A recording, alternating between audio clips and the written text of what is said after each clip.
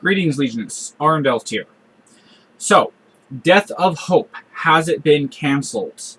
Well, that's a little bit of a complicated question, but the short answer is no. It has not actually been cancelled. Not in the fact that we can expect nothing more to come. There is more coming. But past part 2, I don't know of anything else that's coming. So we're just going to get a few shorts, and then we're going to get part 2, and that'll be it. So Death of Hope is not dead yet. We still have hope. I love the irony of that freaking title. In any case, I went and I messaged Mark Spark, and apparently there's just been a lot of drama and the like, and somebody made a video and made it really dramatic, talking about how Death of Hope had been canceled, and it had, the video that talked about it being canceled, though, made it sound like Death of Hope would stop dead cold, that we would see no more. And that, Mark made that clear to me, that is not the case. We still have 3 more 2-minute shorts we can expect, and part 2. And that'll be it. But we can still expect those. So, that stuff, still coming. So everyone who's worried that Death of Hope isn't coming anymore, don't worry. We've still got some more. Now, I did hear on the rumor mill and a bunch of other things that, about the drama. It's just that Mark has been receiving a lot of criticism and the like, that I think personally has been brought up by all the other Warhammer shorts that have come out recently, from Astartes to the Exodite to Games Workshop even has a few coming out now. And I just, I think that's all cool and all, but cinematically speaking, none of them compare with Death of Hope. Storyline-wise, I know a lot of people have been confused by the story.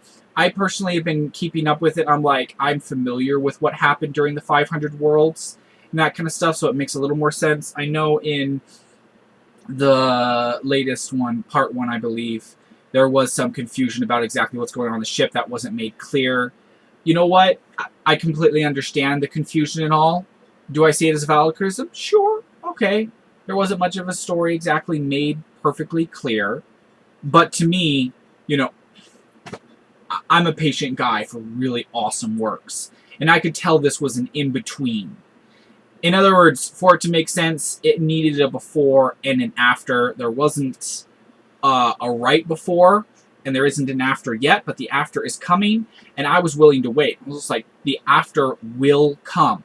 It's just going to take a little while. In any case, though, it is coming, and we are going to get to see it, and we'll understand how part 1 goes into part 2. Heck, maybe one of the shorts, the 2-minute shorts, will explain that before we even get there. In any case, though, everybody, let me know what your thoughts are. Are you excited that we actually are still getting Death of Hope?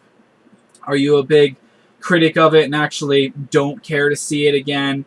I personally, I'm big on Death of Hope. And I think the story concept is really, really good.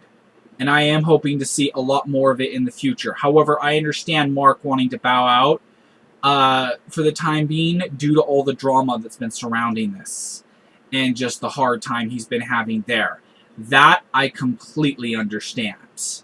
And I do not blame him for that. Especially this year. This year has been really, really rough. I'd say for almost everyone. I know it's been rough for me, and I've been, just struggling to get through it.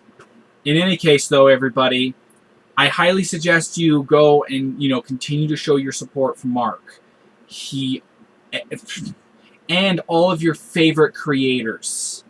Literally, I can speak from my own personal experience. The lifeblood that keeps me going, that keeps my creative juices flowing, and keeps me wanting to create content is literally people getting on and just voicing their support. I don't make any money from this, from anything that I do. And I've got over 300 videos out. I literally just have people when they come out and they voice their support and like, hey, you've done an awesome job, I get a huge boost from that. So for Mark, if you want to help him, if you want to help get the rest of these out there, go give him your opinion. Yes, and keep your criticism constructive. Like, don't go trolling crap like that. Like, especially if you're a true fan. I mean, if you're just a troll, well, trolls are going to troll. But if you're actually 100% a fan, and you feel like they screwed up, give constructive criticism. It's valid.